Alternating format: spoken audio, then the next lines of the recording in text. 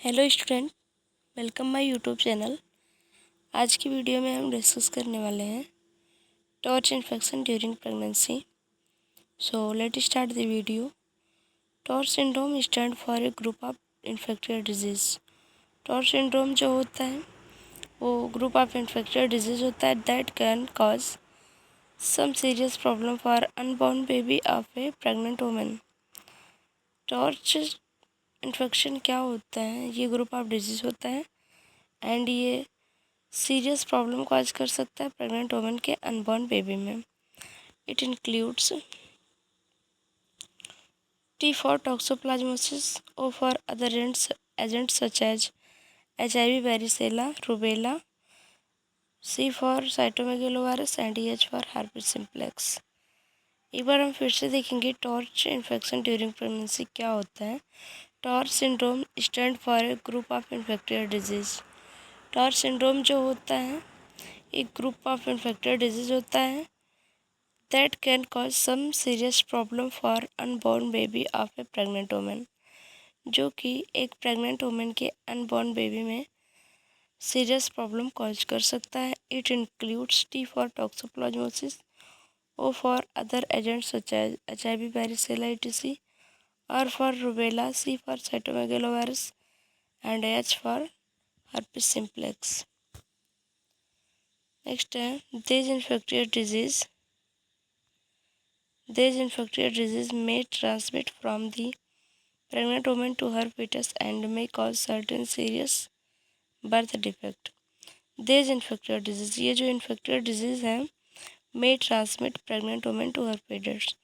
ये जो infectious disease है ये pregnant woman से उसके fetus में transmit होते हैं and may cause certain serious birth defects, and ये certain serious birth defect cause कर सकते हैं।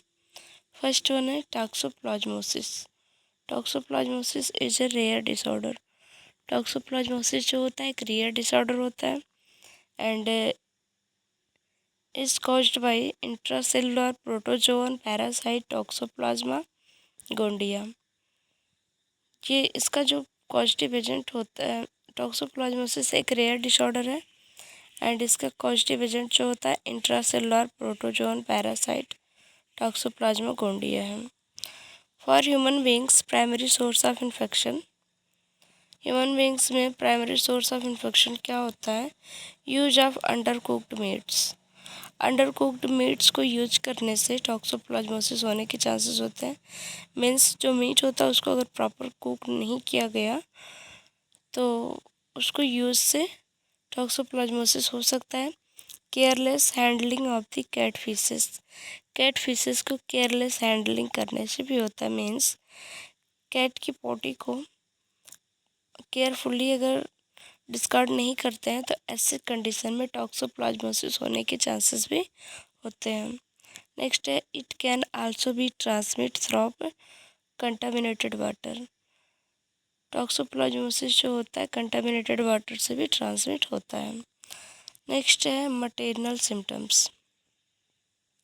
टॉक्सोप्लाज्मोसिस की कंडीशन में मदर को क्या क्या साइन सिम्टम्स प्रेजेंट होंगे? सो फर्स्ट वन है माइल्ड फीवर। मदर को माइल्ड फीवर होगा। सेकंड है हेडेक। मदर को हेडेक होगा। इनलार्ज लिम्फ नोड्स, जो प्रेग्नेंट वुमेन है उसके लिम्फ नोड्स में इनलार्ज हो जाएंगे। सोर थ्रोट, गले में खराश होगी। मसल पेन होगा। नेक्स्ट है देखेंगे इफ़ेक्ट ऑफ प्रेगनेंसी। प्रेगनेंसी के टाइम में टॉक्सोप्लाज्मोसिस के क्या इफ़ेक्ट होते हैं? सो फर्स्ट वन है increase risk of miscarriage. Miscarriage का रिस्क जो होता है वो इंक्रीज हो जाता है। एंड नेक्स्ट है हाइड्रोसिफेलिस और माइक्रोसिफेली। हाइड्रोसिफेलिस एक न्यूरोलॉजिकल कंडीशन है।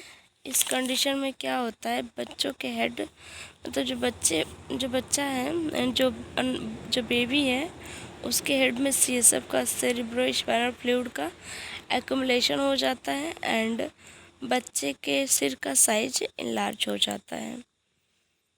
नेक्स्ट है हाइड्रोसिफेलिस और माइक्रोसिफेली। माइक्रोसिफेली भी एक न्यूरोलॉजिकल कंडीशन है।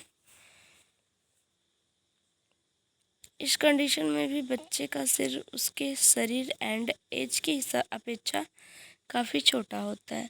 नेक्स्ट है हिपेटोमेगैली। हिपेटोमेगैली की कंडीशन में क्या होता है? हिपेटोमेगैली की कंडीशन में लिवर का साइज इनलार्ज हो जाता है एंड स्प्लीनोमेगैली की नेक्स्ट है स्प्लीनोमेगैली। स्प्लीनोमेगैली की कंडीशन में स्प्लीन का साइज इनलार्ज हो जाता है। Intrauterine growth retardation. प्रेगनेंसी के टाइम में इंट्रायूट्राइन ग्रोथ रिटार्डेशन होने के चांसेस होते हैं। टॉक्सोप्लाज्मोसिस अगर है प्रेजेंट तो स्टिल बर्थ हो सकता है एंड मेंटल रिटार्डेशन हो सकता है। नेक्स्ट हम देखेंगे प्रिवेंटिव मेजर्स। प्रिवेंटिव मेजर्स में क्या आता है?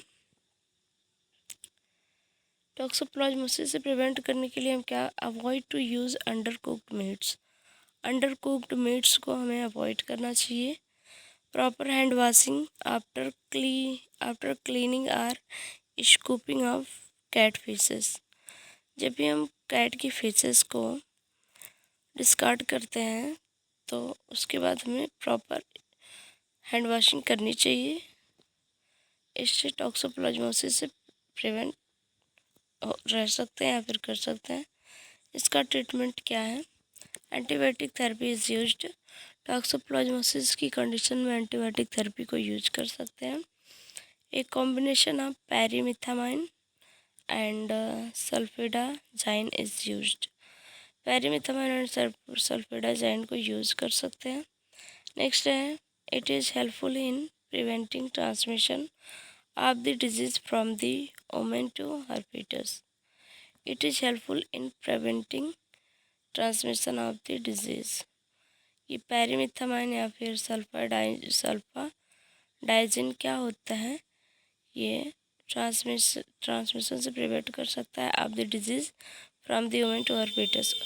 प्रेग्नेंट वुमन और हर फीटस और उसके फीटस को पैरीमिथामाइन एंड सल्फेडाजाइन जो होता है ये ट्रांसमिशन से प्रिवेंट कर सकता है। ट्रांसमिशन से प्रिवेंट करने में हेल्प कर सकता है। नेक्स्ट है during first trimester pyrimethamine is contraindicated.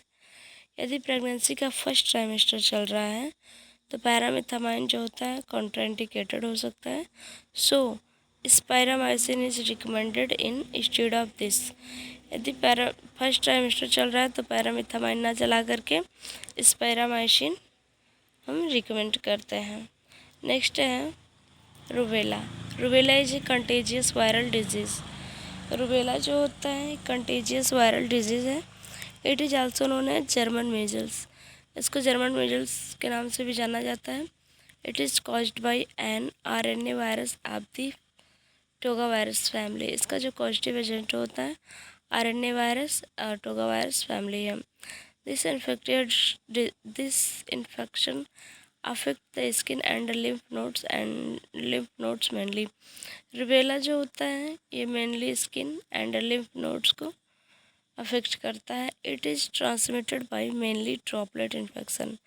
Rubella जो होता है मेनली ड्रॉपलेट इन्फेक्शन से ट्रांसमिट हो सकता है। एंड नेक्स्ट है it is serious problem in pregnant women. ये रूबेला जो होता है ये प्रेग्नेंट वुमेन का एक सीरियस प्रॉब्लम है। Because of it may cause certain of defect in her foetus. क्योंकि ये उसके फीटस को डिफेक्ट यानी कि उसके फीटस में एबनॉर्मलिटी कॉज कर सकता है। नेक्स्ट अब देखेंगे इफ़ेक्ट ड्यूरिंग प्रेगनेंसी। रूबेला की कंडीशन में ड्यूरिंग प्रेगनेंसी क्या क्या इफ़ेक्ट हो सकता है? Rubella infection transmit from the pregnant women to her foetus. Rubella infection जो होता है ये प्रेग्नेंट वुमेन से उसके फीटस में ट्रांसमिट हो सकता है through the placenta and causes certain anomaly in the fetus. जो रूबेला होता है ये प्रेग्नेंट वुमेन से उसके फीटस में प्लासेंटा के थ्रू ट्रांसमिट हो सकता है and cause certain anomaly in fetus. Fetus को एनोमली यानी कि एबनॉर्मलिटी कॉज कर सकता है, फीटस में एबनॉर्मलिटी कॉज कर सकता है। फीटस में एबनॉर्मलिटी कॉज कर सकता है फीटस में एबनॉर्मलिटी कॉज कर सकता है। फीटस में एबनॉर्मलिटी कॉज कर सकता है। नेक्स्ट है if the unborn baby, if the unborn baby gets rubella infection during first trimester, the neonate will likely to born with many lifelong health problems. If the unborn baby get rubella, अगर unborn baby rubella अगर से infected होता है तो ऐसे during first trimester के time में अगर अनबॉर्न बेबी रूबेला से इन्फेक्टेड होता है तो ऐसे कंडीशन में जो बेबी का बॉर्न यानी कि बेबी का जन्म होगा तो उसे लाइफ लॉन्ग हेल्थ प्रॉब्लम हो सकती है। नेक्स्ट है abnormality found in neonates suffering from congenital rubella are as follows. First one है डीफनेस। यदि बेबी को यानी कि यदि बच्चा नियोनेट बेबी जो है वो कंजेनाइटल रूबेला को सफ़र कर रहा है तो उसको क्या क्या एबनॉर्मलिटी पाए जाएंगे। फर्स्ट वन है डीफनेस यानी कि बच्चे को बहरापन हो सकता है। नेक्स्ट है कैटरैक्ट मतलब मोतियाबिंद हो सकती है। नेक्स्ट है कार्डियक मालफॉर्मेशन एक कंजेनाइटल हार्ट डिजीज़ है जिसमें आर्टियल सेप्टल डिफेक्ट हो सकता है या फिर वेंट्रिकल सेप्टल डिफेक्ट हो सकती है। नेक्स्ट है ग्लूकोमा, बच्चे को ग्लूकोमा भी हो सकता है। नेक्स्ट है हिपेटोमेगैली, इनलार्जमेंट ऑफ लीवर इनलार्जमेंट हो सकता है। नेक्स्ट है रेटिनोपैथी एक रेटिना का डिजीज़ है। इस कंडीशन में क्या होता है कि लाइट सेंसिटिविटी जो टिश्यू होते हैं वो रेटिना को डैमेज करता है। नेक्स्ट है माइक्रोशिफैली की कंडीशन में क्या होता है, बच्चे का हेड छोटा होता है, स्मॉल होता है उसके एज और बॉडी के हिसाब से। नेक्स्ट है इंट्रायूट्राइन ग्रोथ रिटार्डेशन हो सकता है एंड मेंटल रिटार्डेशन हो सकता है और बच्चे को एनीमिया भी हो सकता है। नेक्स्ट अब हम देखेंगे ऑब्स्टेट्रिक मैनेजमेंट यानी कि रूबेला की कंडीशन में क्या ऑब्स्टेट्रिक मैनेजमेंट कर सकते हैं। So first one, as the rubella cause serious abnormality in the fetus. If she gets this infection during first trimester of pregnancy, so it may be better to advise termination of pregnancy in this condition. Obstetric management क्या कर सकते हैं हम, as the rubella cause serious abnormality in the fetus. यदि fetus as this rubella cause serious abnormality in the fetus, rubella जो होता है वो फीटस में सीरियस एबनॉर्मलिटी कॉज कर सकता है if he gets this infection यदि ड्यूरिंग फर्स्ट ट्राइमेस्टर, यदि महिला जो होती है वो फर्स्ट ट्राइमेस्टर में रूबेला का शिकार हो जाती है तो ऐसे प्रेगनेंसी के फर्स्ट ट्राइमेस्टर में यदि महिला को रूबेला हो जाता है तो ऐसे कंडीशन में क्या करना चाहिए। So it may be better, तो उसके लिए अच्छा होता है, बेटर एडवाइस है कि वो प्रेगनेंसी को टर्मिनेट करे। ऐसे कंडीशन में महिला को प्रेगनेंसी को टर्मिनेट करना चाहिए। मीन्स ऑब्स्टेट्रिक मैनेजमेंट ये है कि अगर कोई महिला प्रेग्नेंट है और वो फर्स्ट ट्राइमेस्टर में है और उसको इस ट्राइमेस्टर में वो रूबेला का शिकार होती है तो उसके लिए बेटर एडवाइस है कि वो प्रेगनेंसी को टर्मिनेट करे। नेक्स्ट है प्रिवेंटिव मेजर्स में क्या होता है, रूबेला से प्रिवेंट करने के लिए आइसोलेशन ऑफ द केसेस, ऐसे केसेस में पेशेंट को आइसोलेट करने देना चाहिए। MMR vaccine, it is given at 50 to 18 months of age and it provides protection against measles, mumps and rubella.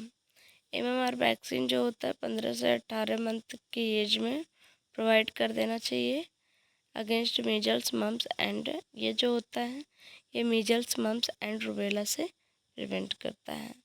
MMR vaccine it 2 doses are given by subcutaneous route MR vaccine जो होता है ये दो dose में provide किया जाता है subcutaneous route के through.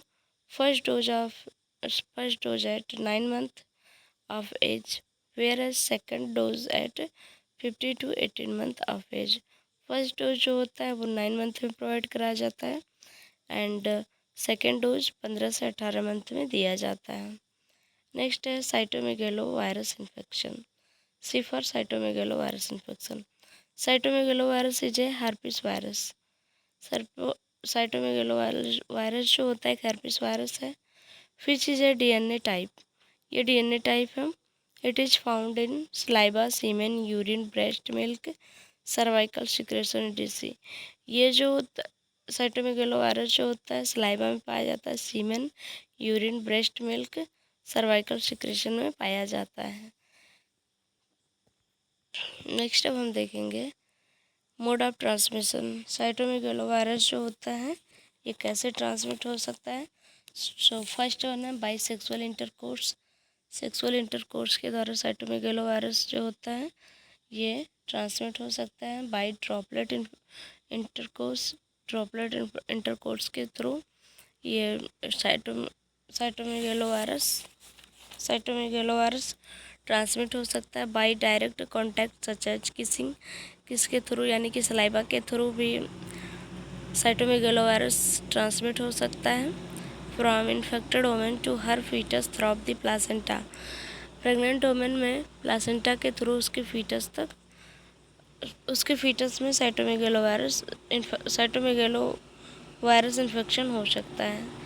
Infection during pregnancy. Pregnancy के टाइम में कैसे प्रेगनेंसी के time infection. The infection transmit from the infected pregnant woman to her fetus through the placenta in about 30 to 40 cases।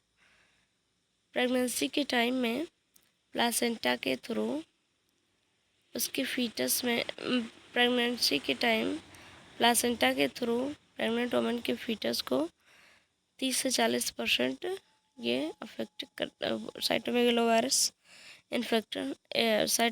Virus infection affect करता है।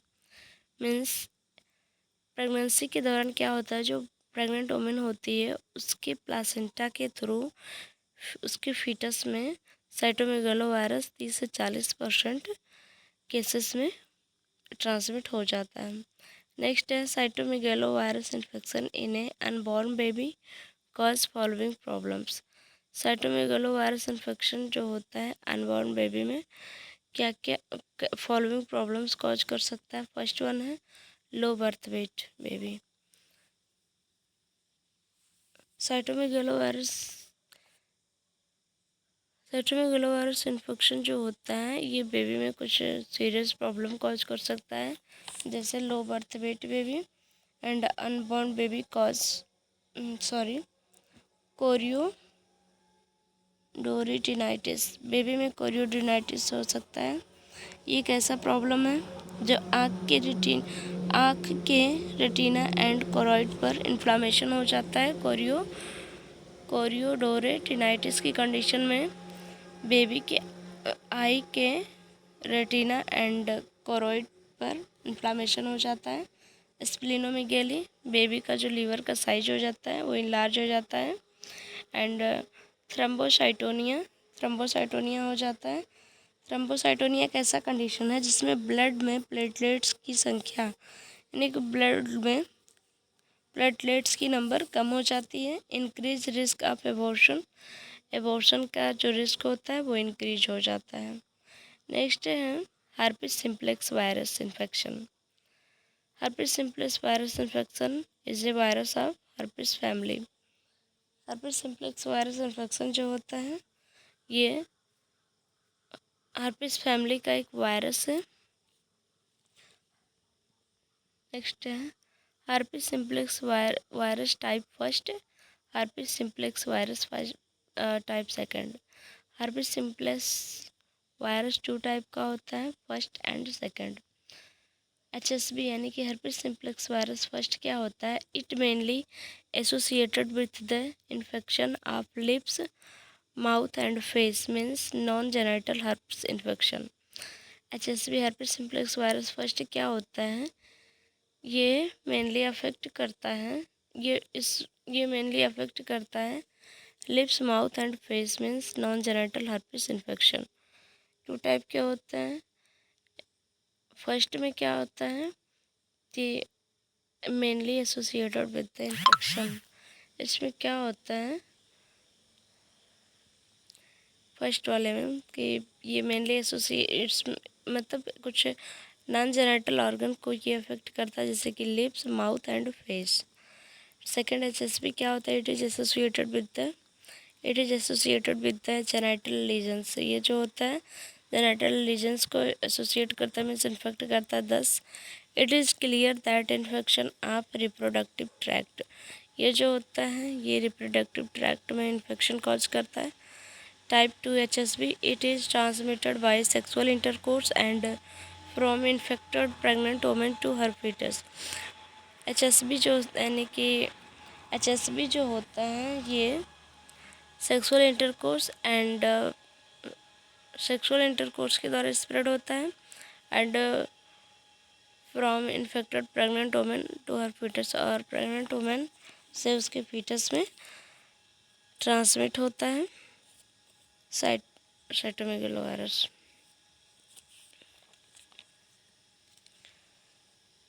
Herpes simplex virus जो होता है ये ट्रांसमिट होता है प्रेग्नेंट वुमेन से उसके फीटस में। नेक्स्ट अब हम देखेंगे इफ़ेक्ट ऑन प्रेगनेंसी पर साइटोमेगालोवायरस इन्फेक्शन क्या क्या अफेक्ट करता है।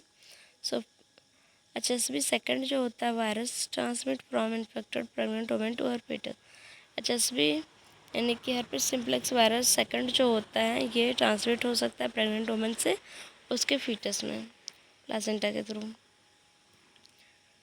नेक्स्ट है मोड ऑफ ट्रांसमिशन। इसका मोड ऑफ ट्रांसमिशन क्या होता है, by virus shed from the cervix और lower genital tract during vaginal delivery, contact with contaminated amniotic fluid following rupture of membrane, by virus shed from the cervix. इसमें क्या होता है जो वायरस होता है वो सर्विक्स से सेड होता है, मीन्स नीचे आता है, और lower genital tract during genital delivery. जब वेजाइनल डिलीवरी होती है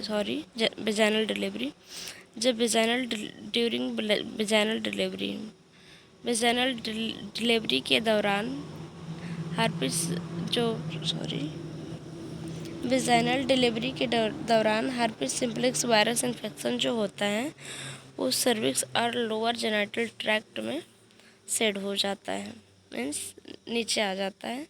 contact with contaminated amniotic fluid following rupture of membranes. And ये कैसे ट्रांसमिट होता है, जब एमनियोटिक फ्लूइड के कांटेक्ट में आता है, रप्चर ऑफ मेम्ब्रेन, यानी कि जब मेम्ब्रेन रप्चर होता है तो ऐसे कंडीशन में क्या होता है एमनियोटिक फ्लूइड जो होता है वो इसके कांटेक्ट में कंटामिनेटेड एमनियोटिक फ्लूइड के कांटेक्ट में आ जाता है। तो ऐसे कंडीशन में ही HSV ट्रांसमिट होता है। नेक्स्ट है the infection cause following problem in neonate. HSV जो होता है ये न्यूनेट बेबी में क्या क्या प्रॉब्लम कॉज करता है हम देखेंगे। माइक्रोसेफेली, नियोनेट बेबी में माइक्रोसेफेली हो सकता है एंड कोरियोटिनाइटिस हो सकता है, मीन्स कोरोइड में इन्फ्लामेशन हो सकता है, मेंटल रिटार्डेशन हो सकता है। नेक्स्ट अब हम देखेंगे ऑब्स्टेट्रिक मैनेजमेंट। HSV की कंडीशन में क्या ऑब्स्टेट्रिक मैनेजमेंट कर सकते हैं। सो फर्स्ट वन है since risk of transmission of HSV is more during vaginal delivery. Herpes simplex virus second का जो मोड ऑफ ट्रांसमिशन होता है, जो मोड ऑफ रिस्क होता है, since risk of transmission of HSV is more during vaginal delivery. So if the pregnancy woman is suffering from active genital HSV second, then pregnancy should be should be terminated bye caesarean section. Obstetric management HSB का क्या कर सकते हैं हम? यदि जो female हैं, pregnant female हैं, वो HSB यानी कि हर्पिस सिम्प्लेक्स वायरस से सफ़र कर रही है, तो ऐसे कंडीशन में उसे प्रेगनेंसी को सिजेरियन सेक्शन के द्वारा टर्मिनेट करना चाहिए। Since the risk of transmission of HSB is more during vaginal delivery। HSB जो होता है ये सबसे ज़्यादा ट्रांसमिट तब होता है जब वेजाइनल डिलीवरी किया जाता है। So if the pregnancy women is suffering from active genital HSB, तो इसलिए अगर प्रेग्नेंट वुमेन जो होती है वो HSB सेकंड से सफ़र कर रही है, मीन्स उसमें यदि हर्पिस सिम्प्लेक्स वायरस जो होता है ये पॉजिटिव है, तो ऐसे कंडीशन में pregnancy should be terminated bye caesarean section. तो ऐसे कंडीशन में प्रेगनेंसी को सिजेरियन सेक्शन के द्वारा टर्मिनेट किया जाना चाहिए। Thank you for watching. यदि वीडियो समझ में आया तो प्लीज़ वीडियो को लाइक, शेयर एंड सब्सक्राइब ज़रूर करें। Thank you.